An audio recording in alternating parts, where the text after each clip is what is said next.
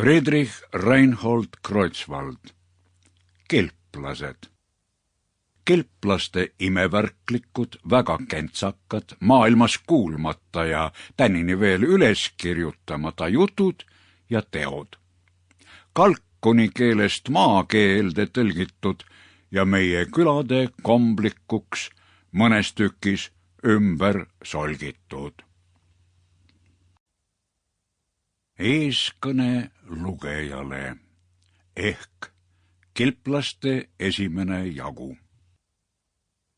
Küll tuleb natuke imeks panna, mispärast siin alamal ilmutatud tõsine jutustus kuulsatest kelplastest siia saadik teadmata on jäänud, ehk muidu küll palju midagi tähelepandavaid asju meie päevil varjul ei peeta, kus raamatukirjutajaid kui seeni vihmasel ööl maapinnast tõuseb.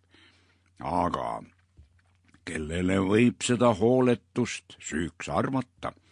Üksnes raamatukirjutajatele, ei tõesti mitte kilplastele, kellel osalt määratu palju suuremaid ja kibedamaid talitusi, osalt väga palju tarku mõtlemisi oli. Nii et nemad iial seda mahti ei leidnud kõik oma toimetatud käte ja mõtete tööd paberi peale üles panna. Agara mõistuse abiga oskasid nemad küll iga töö väga kiiresti kohale toimetada.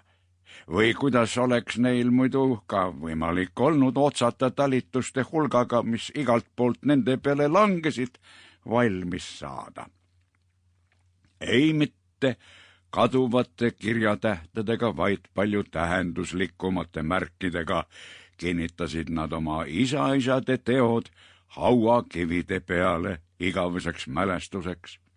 Neid hauakive valmistasid nad savist ja tähendasid oma isade teod pehme savi peale, missugusest ainukesest tükist juba nende terane mõistus välja paistab, sest kui nemad mitte nii kaua, kui savi pehme oli neid märke oma sõrmekestega sinna sisse, ei oleks vajutanud, kui palju enam tööd ja vaeva oleksid nemad pidanud siis hiljem nägema neid märke kõva kivi sisse raiudes.